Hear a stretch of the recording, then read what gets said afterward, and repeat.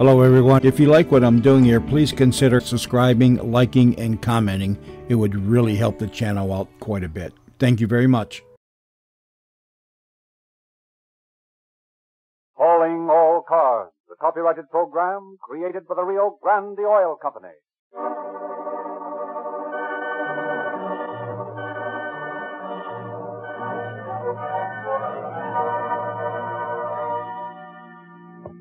San Diego police calling all cars, attention all cars, broadcast 7. Regarding a holdup and murder on the National City site.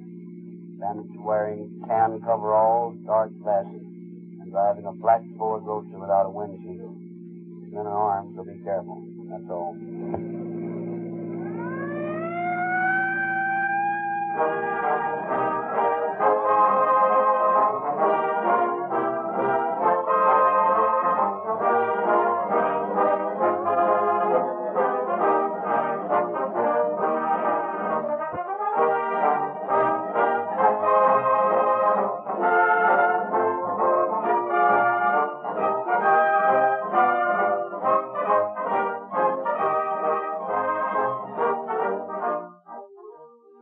If you were a chief of police, and you had hundreds of radio-equipped police cars prowling about your city every hour of the day and night, would you risk your reputation by letting ordinary gasoline slacken the speed and cut down the power of your emergency cars? Or would you select the finest gasoline money could buy, so your police cars could answer emergency calls at top speed, so they could catch any criminal getaway car in the chase? Many of your brother police chiefs would advise you that Rio Grande cracked gasoline has the reputation in police circles of being the fastest, most efficient gasoline made. The police chiefs of Los Angeles, Oakland, Berkeley, or Maricopa County, Arizona, and many, many other cities and counties use Rio Grande cracked gasoline exclusively because it comes as close as possible to perfect performance. Yet it fits expense budgets. For the cost records of these cities show year after year that Rio Grande cracked gasoline delivers more miles as well as faster miles from every gallon.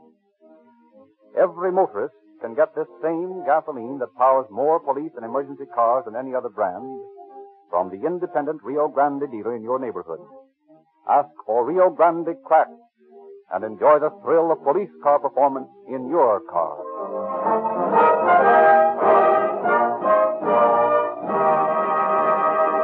It is now our pleasure to present Mr. W.A. Huggins on the staff of Chief Sears of the San Diego Police Department. Mr. Huggins.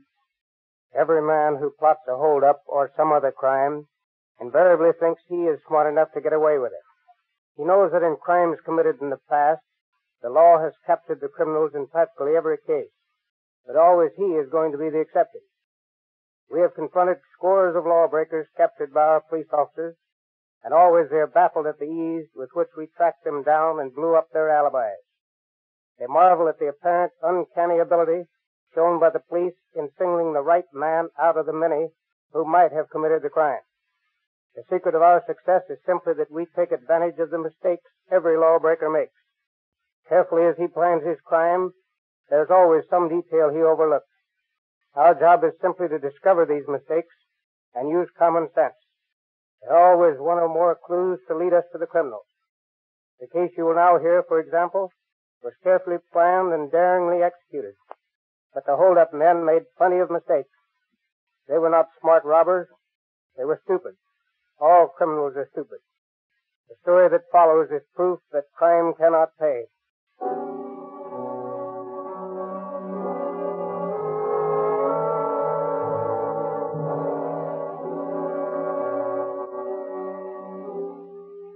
Shortly after midnight, in the middle of May 1929, two shadowy figures stealthily worked at the lock of the service entrance of a Ford agency in San Diego.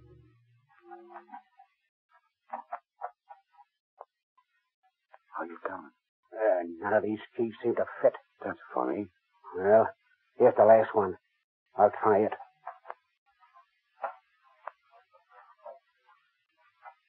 Nope. Hey, give me that hammer. What are you going to do?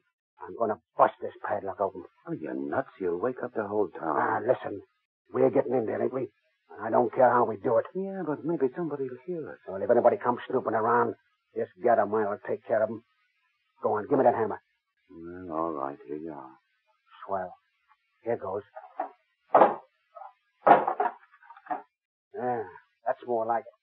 Did the business all right. Sure, it did the business. That's the way to get things done. Force, my boy. There once was a mug that lived in the old days by the name of Alexander the Great. He found that out. When he couldn't untie a knot, he cut it with his sword. Yeah? Well, let's drop the history lesson and get into this joint. Here, give me a hand on this door.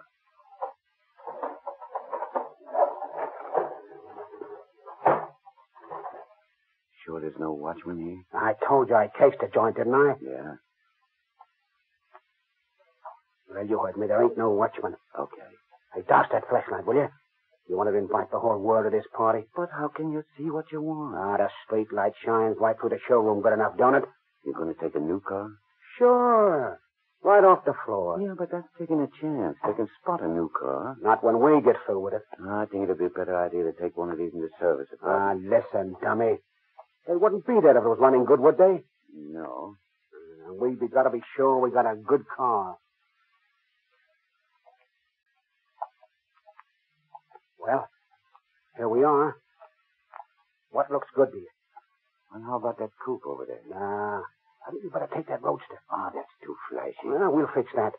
You see, we can drop the windshield on the roadster and shoot straight ahead. If we take a coupe, we'd have to take that windshield out, and that might attract attention. Yeah, that's right. Okay, well, come on, hop in. She got gas? Careful with that light. Yeah, she's quarter full. Let's have those 4 keys of yours. Okay, here you are. Find one to fit? Yeah, it is. Okay, let's go.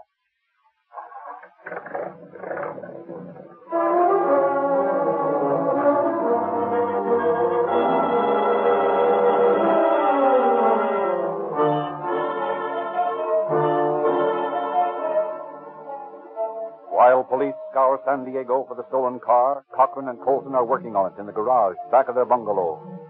Finally, after 2 days of secret activity, they pridefully view the result of their labor. That's a big difference from the shiny gray job we drove off the floor the other night, eh, Marty? Yeah. Nobody could call it a professional paint job, but it's just what we want. And that rotten black paint makes it look like any number of other heaps around the town. Oh, say, listen. Don't you think we better put some damp rags on the headlights and radiator so they'll rust? Yeah, that's a good idea. Now, listen. The way I figure is this. That wide stretch of road along the National City Dike is the best place to pull the job. Yeah, there's not much traffic there. What time does the money car come through? Well, it leaves Caliente in time to get to the bank in town here around noon. So it'll come along and, well, about 11:30. We'll knock over Monday, see, when they're bringing in the tape for the weekend. Figure we'll have much trouble with the Mex guards? Nah, there's only 2 of them. They bring the dough over in a coupe. They've never been knocked over before, have they? No, that's why they're so careless, I guess. But if they get tough, why, we'll just bump them off. Oh, gee, we don't have to do that, do we? Might? What of it? Ain't $100,000 worth of beef? Yeah, I guess so, but... Remember that mug Alexander? He had the right idea. Cut right through the knot.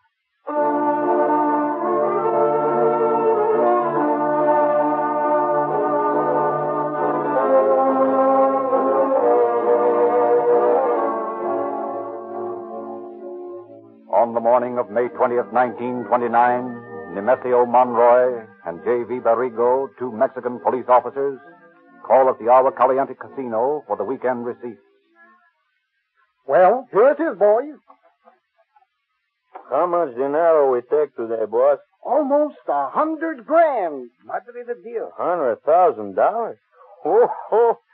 Make nice present for my woman and me, eh?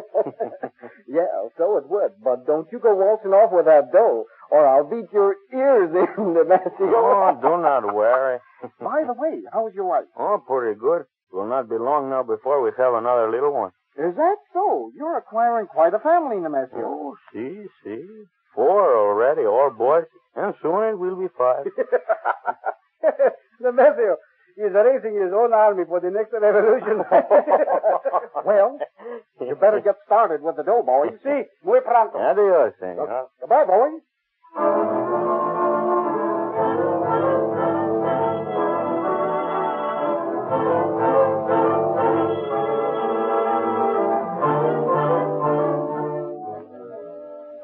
on a side street from which they can see far up the highway along the National City Dike, Cochran and Colson await their victims.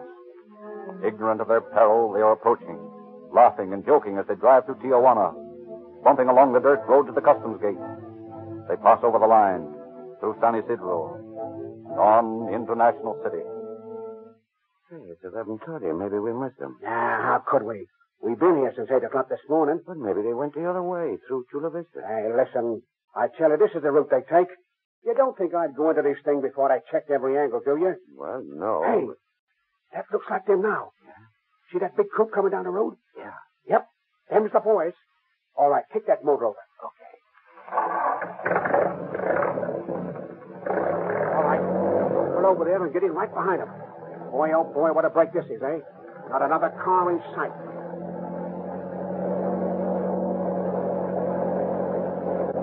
Swell. Now, just like this. Keep that distance behind them while I turn this heater on them.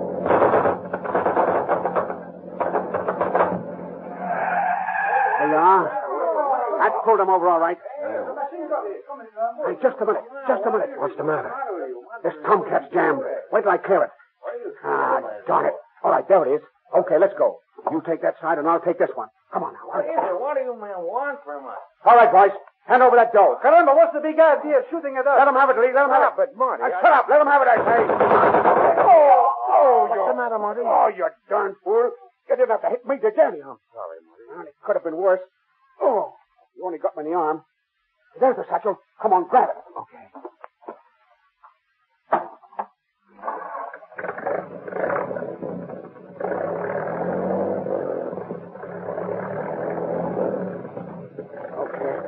Now to duck these overalls and dark glasses and get me to a doctor. Gee, Marty, it was a crying shame to bump off those poor devils. Hey, what are you bawling about? You nearly murdered me, didn't you? Oh, well, it wasn't necessary to kill those guys. They didn't have a chance. You remember that mug Alexander the Great? He turned on the heat first and talked afterwards.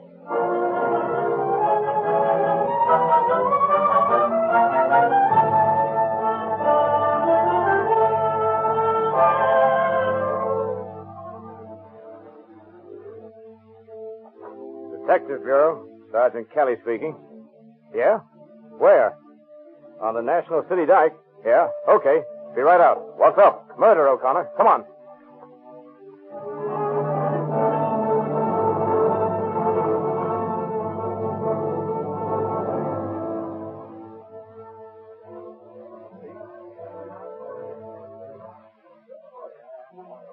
Now, did any of you people see this happen? No,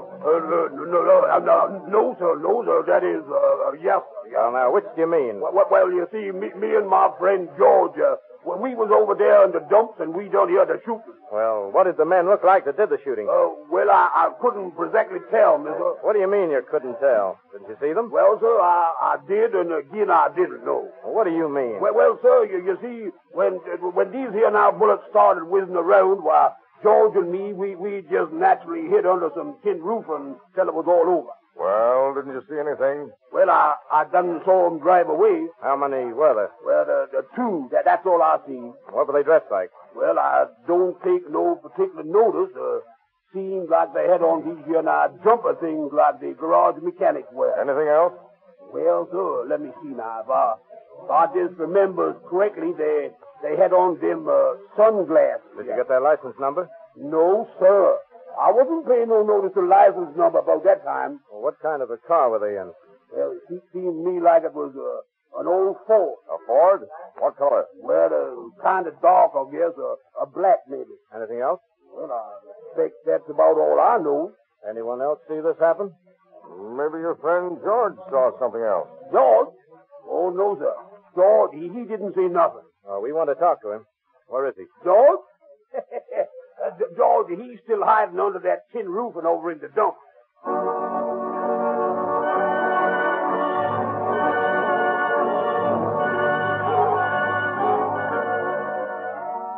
Meager are the clues the police have on which to work. Old black Fords are under suspicion, but finding the right one is as easy as finding the proverbial lost needle. Things look black for the police when help comes from an unexpected source. Well, this is a tough one. Yeah, it sure is. Two guys dressed in jumpers and dark glasses in an old Ford. I'll find 100 people answering that description in a half an hour. Yeah, and you won't be any closer to the right one. That's right. Detective Bureau, Sergeant Kelly speaking. Yeah? Well, I have some information that might be of assistance to you. Yeah? What's that? Well, a couple of men drove up near my house about noon today in an old Ford. Yes? Well, they met by another car, which, took them away. One of them seemed to be wounded. The Ford's still parked here in the street. What's the address, Mr. Hartel? It's marked in B. Thanks. We'll be right out.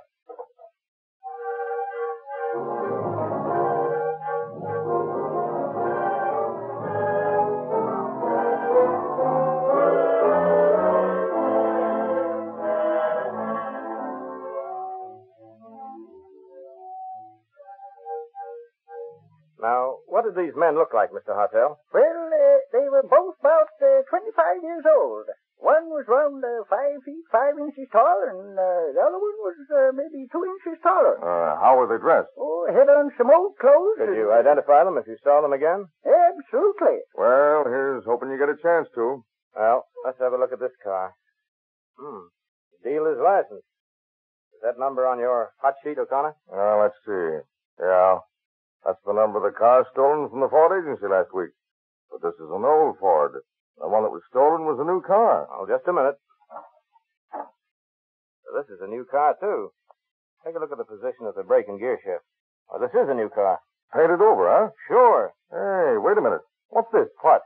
Something stuffed into the corner under the brake pedal. Well, The jumpers and the dark glasses. Well, what's that mean, hey? That means this is the car the murderers used, Mr. Hartel.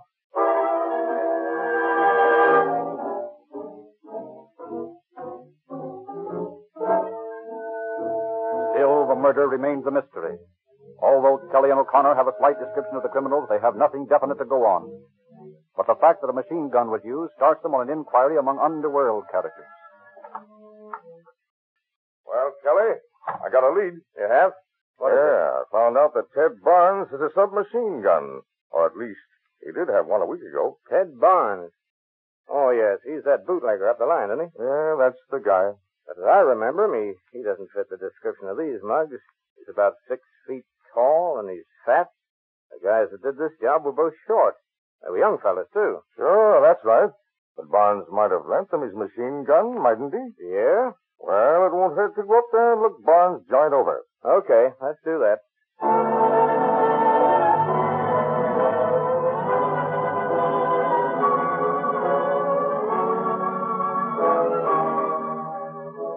Armed with a search warrant, Kelly and O'Connor follow up this latest elusive clue. More than sure that it will end nowhere.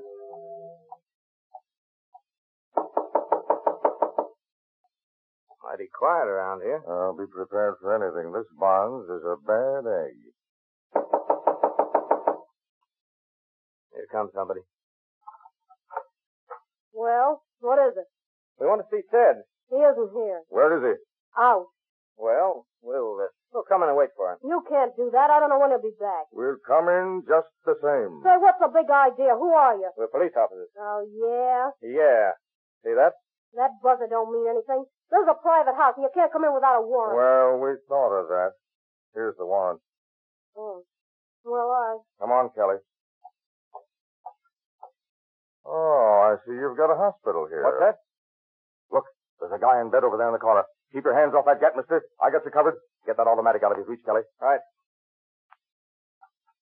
What's your name, pal? What's the matter with you? You won't talk, yeah? Well, I'll take a look. What's the matter with him, Kelly? Bullet wound in his arm. Looks like our man. Who is this guy? I ain't saying nothing. Well, you're Barnes' wife, aren't you? Yeah? Well, where is he? I don't know. So he and this bird held up the money car, and he ducked out and left you to care for his pal, eh? That's a lie. Well, that's the way it looks to me. Ted didn't have a thing to do with no hold-up. What about this man here? Who is he? Let him tell you. Did he hold up the money car? I don't know nothing about it. Well, we'll have to arrest you, too. What for? Well, we'll book your friend here on suspicion of murder, and we'll book you on... You can't arrest me. I ain't done a thing. Looks to me like you're an accessory after the fact. At least that's the way we're going to arrest you.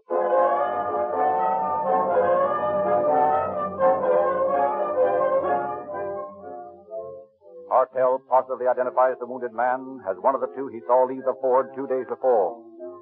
Police cover the town and discover the bungalow court in which an apartment was taken by Joseph Renane, who answers the wounded man's description.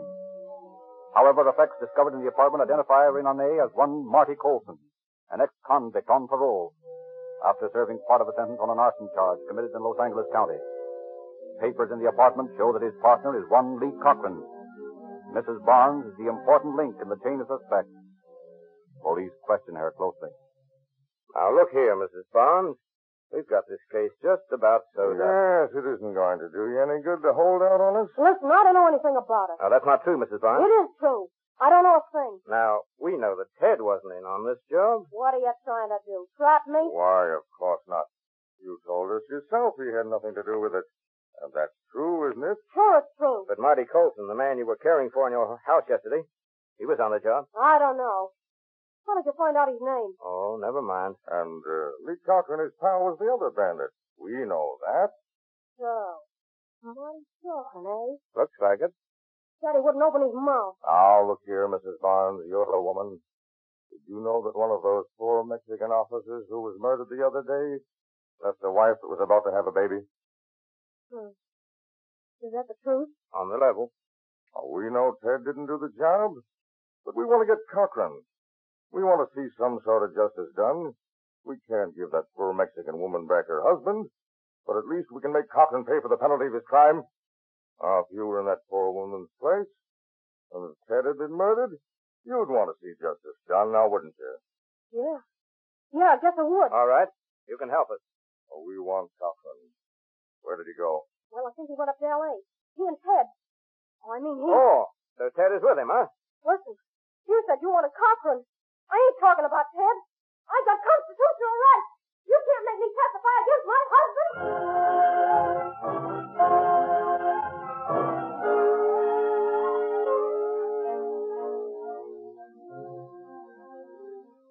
Furnished with a description of Cochran and Barnes, the sheriff's office of Los Angeles County takes the two men into custody within 24 hours. For more than 2 months, while they were awaiting trial, and all through the courtroom proceedings, Colson refused to talk. He makes the communications that are necessary in writing. But from the moment of his arrest to the moment when he stands before the judge to receive his sentence, Silent Marty, as he has come to be called, has never uttered a word.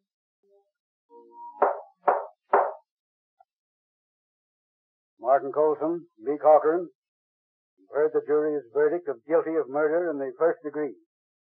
Before I sentence you, have you anything to say? Nothing to say. I suppose it is useless to ask you, Martin Colson, if you want to break the silence you've obstinately maintained throughout the trial. No, Judge. I have got something to say.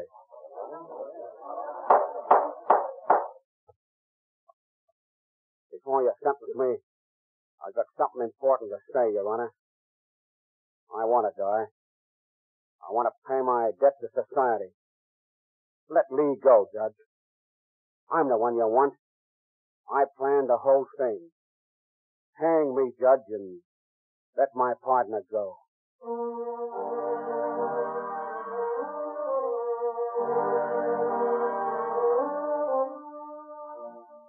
But Colson's magnanimous offer is refused, and he and Cochran are both sentenced to life imprisonment in Folsom Prison. Ted Barnes is sentenced to a year in the county jail as an accomplice after the fact. In Folsom, Martin Colson retains his grim silence, only rarely talking to his fellow prisoners. His nickname of Silent Marty follows him behind the grim gray walls of the northern prison. Desperate, morbidly brooding, Colson determines to beat the rap. For months, he works secretly on a crude diving apparatus, and then one day he attempts to escape through the powerhouse water intake pipe into the prison moat. But his apparatus fails to function, and he is dragged from the moat half drowned. Serves a hitch in solitary for his attempted break. But as soon as he's back in the cell block, he and his cellmates set about fashioning 2 pistols from the bits of metal they conceal in the machine shop. Then, on the morning of February 27th, 1933, as the men are marching to their daily task,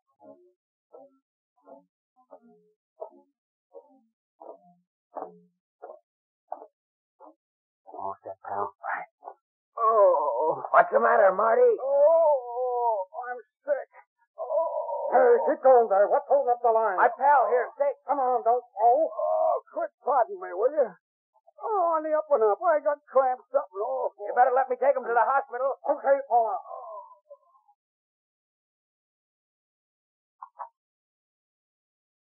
Works like a charm. Yeah, but you better keep on looking tight. You hold up the guard in the hospital? Yeah. I'll make the operator call the warden down here. Yeah. If anybody gets fancy, bump them all. You know what that means if they catch us? Sure I do. Remember that mug, Alexander the Great? Right through the knot. Okay, here we are. You all set? Let's go. What do you want? My partner here, sick. Well, come this way, then we'll... All right, grab his gun. I'll get the operator. Okay. What are you... Shut up, you. Don't ask no questions. Call the warden and tell him to come down here right away. Tell him it's important. But look here. George, I tell you, will you? You're breathing your last this minute. Oh, all right. Hello, warden. This is the hospital. Can you come down right away? One of the men is very sick. Yes, it's important. Please All right, hurry. that's enough. You don't have to cry over the telephone. Don't touch that board. It's hot, I say. I'll get into that other room. The warden comes? Yeah. This guy here nearly tipped us off. But it's okay. The warden tried to call back.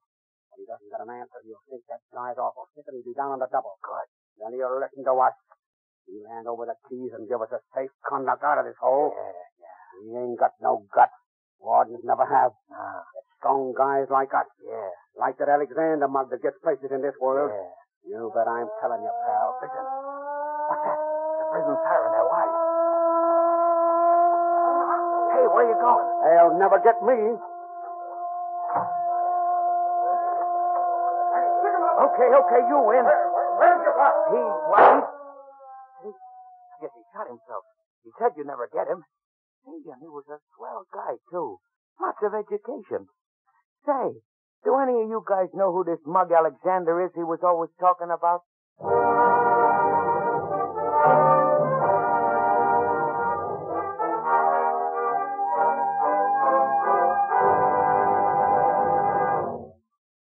And so ends the career of the man who thought he was smart enough to beat the law. He died a victim of his own stupidity. Any man who thinks he is smart enough to beat the law is mentally unbalanced. Common sense will convince any intelligent person that the forces of law and order are too strongly organized. Let tonight's story of criminal folly serve as a warning to any criminally minded listener that you can't get away with it. The time-worn old slogan is today truer than ever. Crime does not pay. Thank you, Mr. Hudson.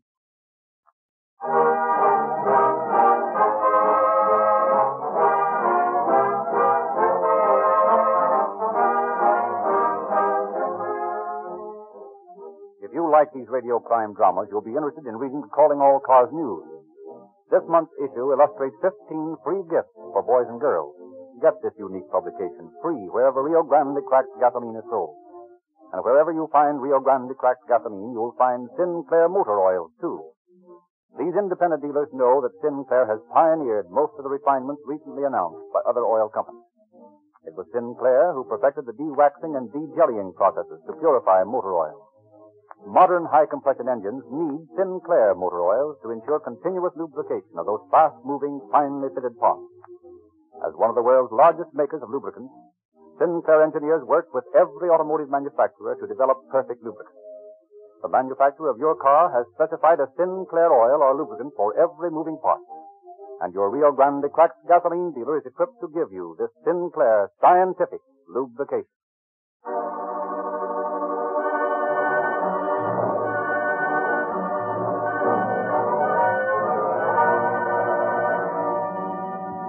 San Diego police calling all cars, attention all cars, cancellation broadcast 7. Regarding a hold-up and murder on the National City Dike. Suspects this case are now in custody. That's all.